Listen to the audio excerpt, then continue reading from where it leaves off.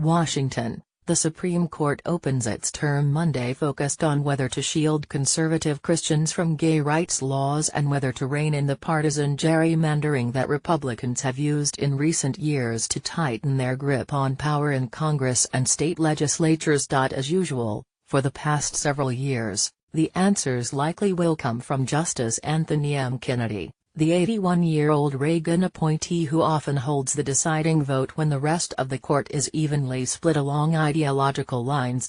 All eyes will be on Kennedy even more than usual as this year's term could be his last. The justice has not answered questions about his plans, but Republicans in Congress predict he will retire soon, although, of course, they predicted the same thing last year. If Kennedy does retire, President Trump could replace him with a younger, more reliable conservative and tilt the court to the right. For now, however, lawyers in the biggest cases will focus on how to win over Kennedy. That explains why the gay rights laws in Democratic states and the partisan election maps in Republican states are both being challenged as threats to the First Amendment's guarantee of freedom of speech. Kennedy has been the court's leader in striking down laws that discriminated against gays and lesbians, but he also has been a steady champion of free speech.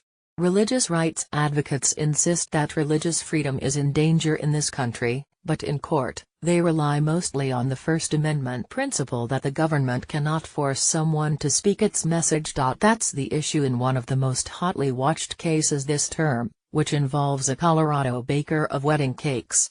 Advocates for religious conservatives want the court to break new ground and rule that business owners whose work is expressive have a free speech right to refuse to comply with civil rights laws, at least those which protect same-sex couples.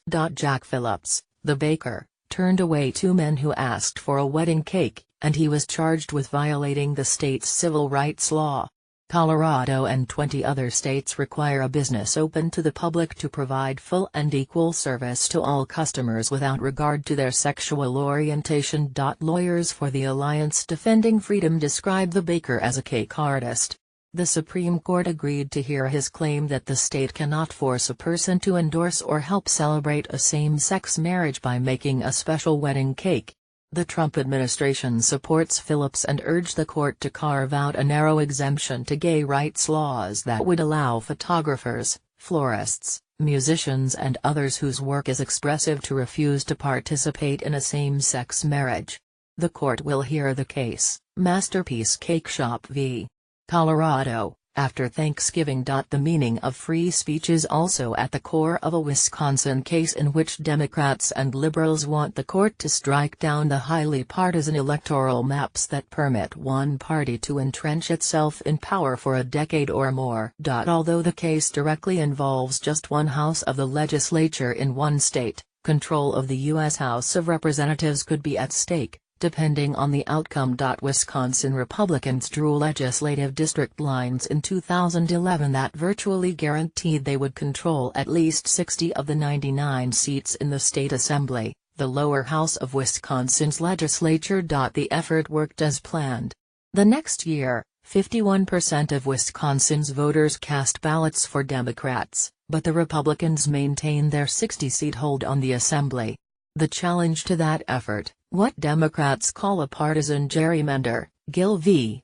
Whitford, will be heard Tuesday. Wisconsin Democrats argue that the Republican electoral map violates their First Amendment rights because their views will never have majority support in the state house barring an unprecedented political earthquake. Their argument, like the one in the baker's case, is aimed at Kennedy.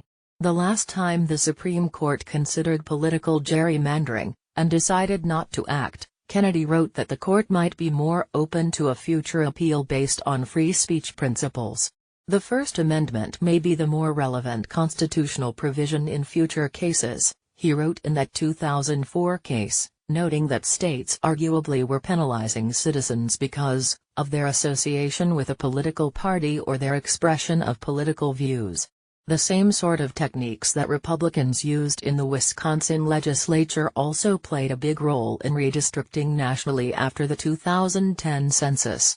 Republicans took full control that year in battleground states, including Pennsylvania, Michigan, Ohio, and North Carolina, and they drew electoral maps that tilted strongly in their favor. The lines were drawn to concentrate Democratic voters in a few districts while assuring Republicans a safe advantage in the vast majority of districts. Those states, although